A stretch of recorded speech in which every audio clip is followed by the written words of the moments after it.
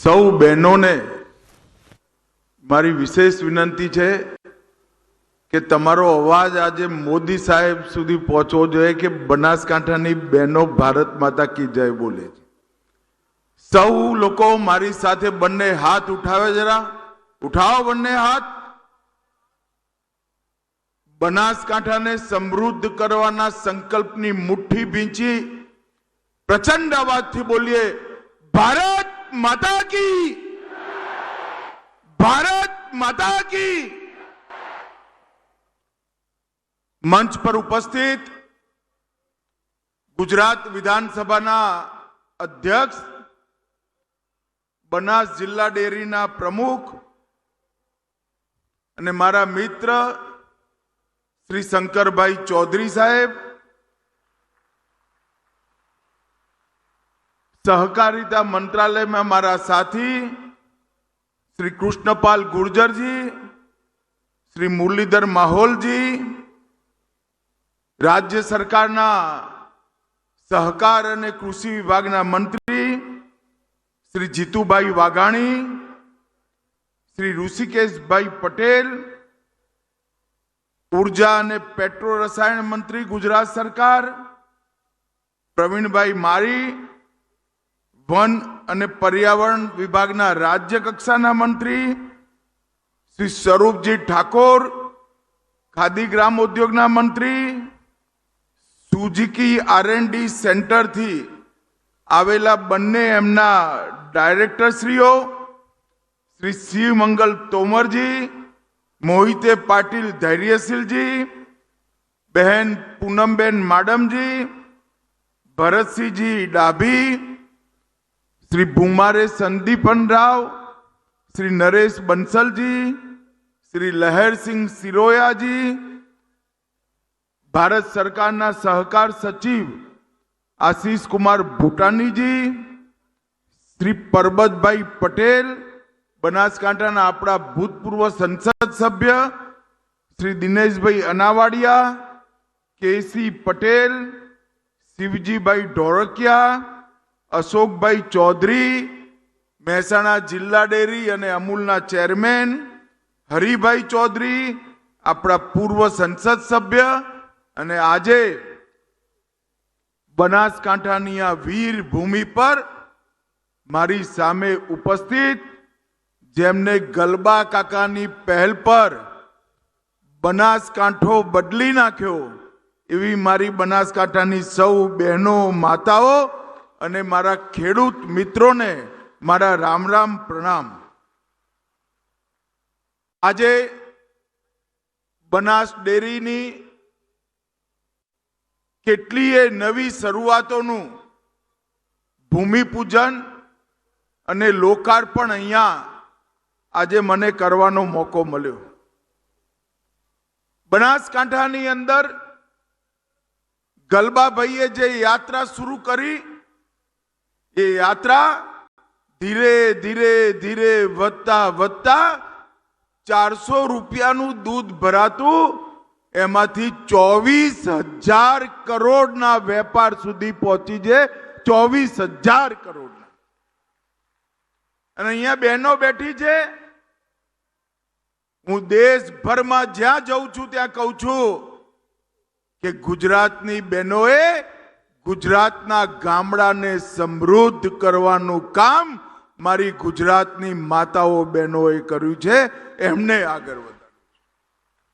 અહીંયા બેઠેલા સૌ કિસાન ભાઈઓ બહેનો, ખેડૂત ભાઈઓ બહેનો અને વિશેષ કરી સહકારી આગેવાનો, ગામની દૂધ મંડળીના ચેરમેન, બનાસના ડિરેક્ટરો, ખરેખર તમને બધાને ખબર નથી કે તમે કેવો ચમત્કાર સર્જ્યો।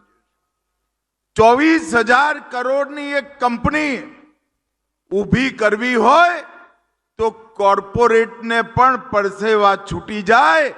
મારી બનાસની બહેનો અને મારા ખેડૂતોએ જોતામાં 24,000 કરોડની કંપની ઊભી કરી। અને આજે હું મારી સાથે દેશની સંસદના બંને સદન લોકસભા અને રાજ્યસભા એના પ્રતિનિધિઓને લઈને આવ્યો છું. 2 દિવસથી એ લોકો અહીંયા છે અને જાન્યુઆરીમાં દેશભરની બધી ડેરીના 250 ચેરમેન અને મેનેજિંગ ડાયરેક્ટર આવવાના છે તમારો પરાક્રમ જોવા માટે, તમારો ચમત્કાર જોવા માટે કે બનાસકાંઠાએ શું કર્યું છે. મિત્રો 85, 86, 87 ના દુકાળમાં હું એક કાર્યકર્તા તરીકે અહીં આવતો હતો. લૂ વાય, ગરમ લાય, પવન અને માણસને શરીરનું બધું પાણી વરાળ બનીને ઉડી જાય એવું વાતાવરણ હતું. ખેડૂતો મળતા પૂછતા, અમે જૂના ચંપલ અને સુખડી વેચવા જતા, જ્યાં સરકારી કામ ચાલતું, ત્યાં ચોકડીઓ પાડવાનું કામ ચાલતું, ત્યાં અને પૂછતા કેટલી ખેતી થાય. આકાશી ખેતી, એક ચોમાસું પાક થતો. હમણાં મેં શંકરભાઈને પૂછ્યું કે શંકરભાઈ શું છે સ્થિતિ ખેતીની? એમને કહ્યું, સાહેબ 3 પાક આજ મારા બનાસકાંઠાનો ખેડૂત 3 પાક. મગફળી એ વાવે, બટાકા એ કરે, કોઈ ઉનાળુ બાજરો એ કરે અને ચોમાસાનો એ પાક કરે. બનાસકાંઠાની અંદર 3 પાક લેતી ખેતી 25 વર્ષ પહેલા સ્વપ્ન હતું. નરેન્દ્રભાઈએ ગુજરાતના પાણીવાળા વિસ્તારમાંથી પાણી બનાસમાં વારવાનું કામ કર્યું. સુજલામ સુફલામ યોજના અને નર્મદા, મહીકાંઠાનું વધારાનું પાણી અને નર્મદાનું પાણી બનાસકાંઠામાં આવ્યું. અને પહેલા મારા બનાસકાંઠાનો ખેડૂત બીજા માટે મજૂરી કરતો, એને પોતાની જમીનને સ્વર્ગ બનાવીને આજે બનાસકાંઠાને સમૃદ્ધ કરવાનું કામ કર્યું છે. સમૃદ્ધ કરવાનું કામ. અને મિત્રો, આપણા ત્યાં એવી પરંપરા નથી, આદત નથી, આવડત નથી. કોઈ મોટું કામ થયું હોય તો એનું ડોક્યુમેન્ટેશન કરવું, એનો ઇતિહાસ બનાવો. પરંતુ મેં 2 યુનિવર્સિટીઓને કામ સોંપ્યું છે. બનાસકાંઠા અને મહેસાણાની અંદર જળ સંચય અને જળના માધ્યમથી, પાણીના માધ્યમથી જે સમૃદ્ધિ આવી, જીવનમાં પરિવર્તન આવ્યું, એનો ઇતિહાસ લખવાનું કામ 5 જુવાનિયાઓ કરે છે. અને મને વિશ્વાસ છે બનાસકાંઠાનો આ પરિશ્રમ પૂરા દેશ માટે પ્રેરણા સ્ત્રોત બની સુવર્ણ અક્ષરથી ગ્રામીણ વિકાસના ઇતિહાસમાં નોંધાશે. મિત્રો અને મિત્રો, આ તમે જે પરાક્રમ કર્યું છે એ પરાક્રમ, એમાં સૌથી મોટી સંતોષની વાત છે કે કામ બહેનોએ કર્યું. 24,000 કરોડના વેપારમાં દૂધ ભરવાનું બધો મહેનત, બધું કામ મારી બનાસકાંઠાની માતાઓ, બહેનો અને દીકરીઓએ કર્યું છે. અને એ દુનિયાભરની મહિલા સશક્તિકરણની વાતો કરવાની બધી એનજીઓ માટે સૌથી મોટું ઉદાહરણ છે. કોઈ આંદોલન કર્યા વગર માતાઓ બહેનોના ખાતામાં પૈસા પહોંચે, દર અઠવાડિયે એમનો દૂધનો રૂપિયો પહોંચે, એવી વ્યવસ્થા ઊભી થઈ છે. મિત્રો, આજે બનાસ ડેરી એશિયાની સૌથી મોટી દૂધ ઉત્પાદન કરવાની ડેરી બની છે. એમાં ગલબા કાકાનો બહુ મોટો સિંહ ફાળો છે. ગલબા કાકા એક એવું વ્યક્તિત્વ જેના હૈયે કેવળ ને કેવળ ખેડૂતોનું હિત હતું. 1966માં વડગામ અને પાલનપુર 2 તાલુકાની 8 ગામની ડેરીઓ, 8 જ ગામની મંડળીઓથી આ ચાલુ થયેલી યાત્રા આ 24,000 કરોડના ટર્નઓવર સુધી પહોંચી છે. ગલબાભાઈએ જે પરંપરા નાખી, એનો મૂળ મંત્ર તો અમારી જોડે રૂપિયા ઓછા છે, રૂપિયા થોડા છે, પણ અમે જણ વધારે છે. વધારે લોકોના થોડા થોડા રૂપિયા ભેગા કરી મોટું કામ કરવાનો વિચાર ગલબા કાકાએ જે મૂક્યો, આજ એ ખૂબ મોટું વટવૃક્ષ બની દેશ અને દુનિયાભરના સહકારી આંદોલનને પ્રેરણા આપવાનું કામ કરી રહ્યું છે. મિત્રો, આજ હું અહીંયા આવ્યો છું ત્યારે આજ બાબા સાહેબ આંબેડકરનો સ્મૃતિ દિવસ છે. આજ બાબા સાહેબ આંબેડકરે જે બંધારણ દેશને આપ્યું એના આધાર પર દલિત, ગરીબ, આદિવાસી, પછાત વર્ગના લોકો બધા જ સન્માનપૂર્વક જીવન જીવી શકે એવી વ્યવસ્થા થઈ. આજે હું બાબા સાહેબને પણ હૃદયપૂર્વક શ્રદ્ધાંજલિ આપવા માંગુ છું. મિત્રો, આજે ગુજરાતમાં સરદાર સાહેબના સન્માનમાં એમની 150મી જયંતિ છે. સરદાર સાહેબના સન્માનમાં એક પદયાત્રા ચાલે છે, એનો સમારોહ પણ આજે થવાનો છે. આ ખેડૂતો અને સહકારિતા એનો મૂળ વિચાર સરદાર સાહેબનો હતો, જેને ગુજરાતે સ્વીકારી આજ એક મોટું વટવૃક્ષ બનાવ્યું છે.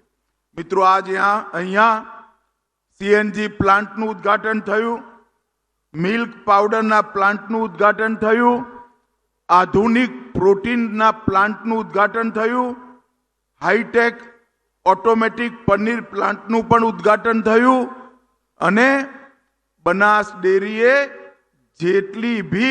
જેટલા પણ સર્ક્યુલર ઇકોનોમીના પ્રયોગો કર્યા છે એને સંકલન કરવાનું કામ પણ આજે સાંજે અમારી સંસદ સભ્યોની મીટિંગમાં થશે. અત્યાર સુધી ગુજરાતની ડેરીઓ અમૂલના નેજા હેઠળ દૂધ ભેગું કરવું, દૂધની પ્રોડક્ટ વેચવી અને નફો આવે એ બધો બહેનોના ખાતામાં, ખેડૂતોના ખાતામાં જમા કરવું, એમાં દુનિયામાં, દેશમાં આપણે સૌથી આગળ રહ્યા છે. પરંતુ સમય આવી ગયો છે કે ડેરી વ્યવસ્થાની આખી સર્ક્યુલર ઇકોનોમી, ચક્રીય અર્થવ્યવસ્થા ઘડવાની.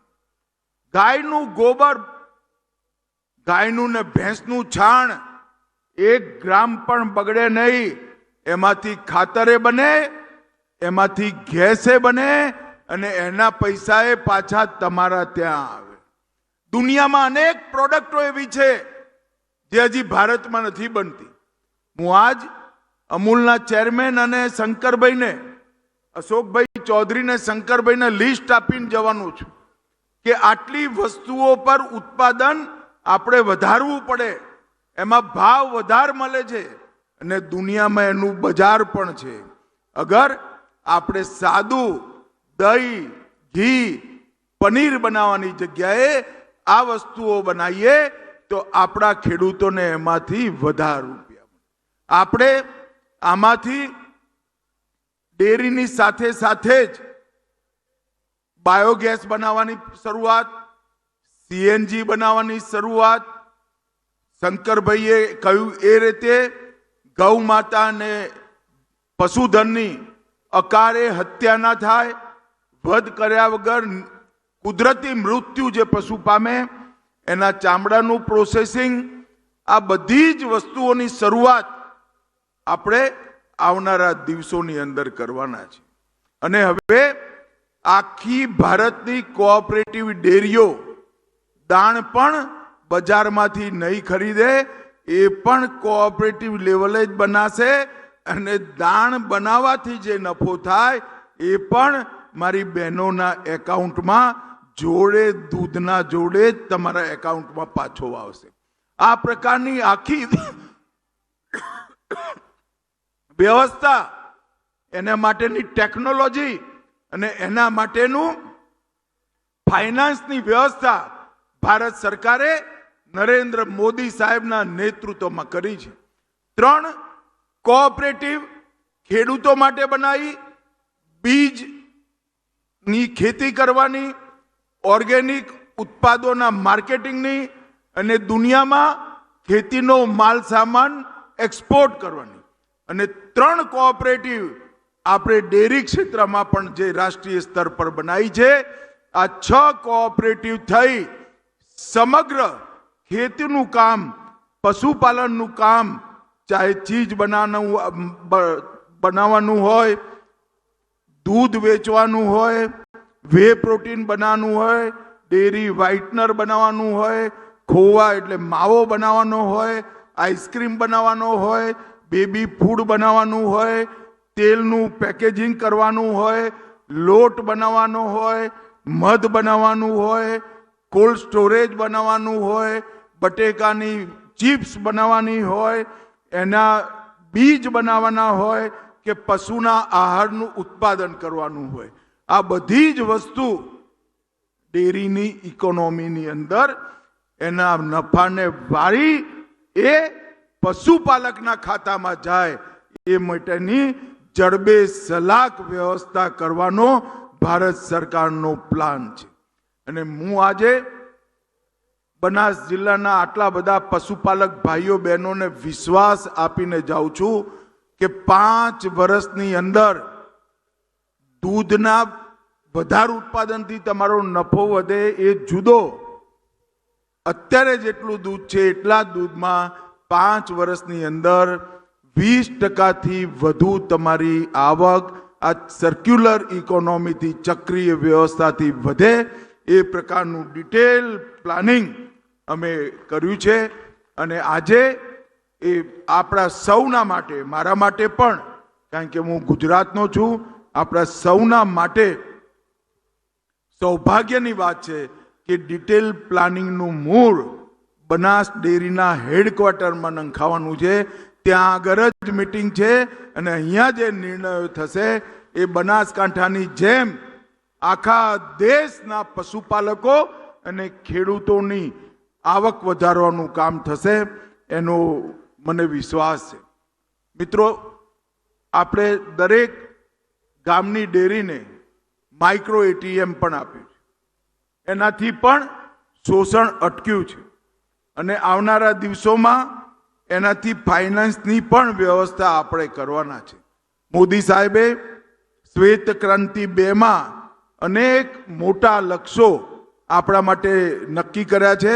મને વિશ્વાસ છે કે રાષ્ટ્રીય Gokul mission, animal husbandry infrastructure development, પુનર્ગઠિત રાષ્ટ્રીય ડેરી વિકાસ કાર્યક્રમ અને રાષ્ટ્રીય પશુ રોગ નિયંત્રણ કાર્યક્રમ, આ ચારેયની સાથે આપણે શ્વેત ક્રાંતિ 2ને સફળ બનાવીશું. આજે ફરી એકવાર આટલી મોટી સંખ્યામાં તમે સૌ આવ્યા છો. આપણા મૂળ જેમને નાખ્યા એ ગલબા કાકાને 2 હાથ જોડી પ્રણામ કરી ફરી એકવાર સૌના વતીથી ખૂબ ખૂબ શ્રદ્ધાંજલિ આપું છું. અને બનાસ ડેરીએ જે ચીલો ચાતર્યો છે એ ખાલી બનાસકાંઠા નહીં, દેશભરના અનેક પશુપાલકો માટે, કરોડો પશુપાલક માટે સમૃદ્ધિ લાવવાનું કારણ બનશે. એનો સમગ્ર યશ મારી સામે હજારોની સંખ્યામાં બેઠેલી મારી માતાઓ, બહેનો, દીકરીઓનો જાય છે.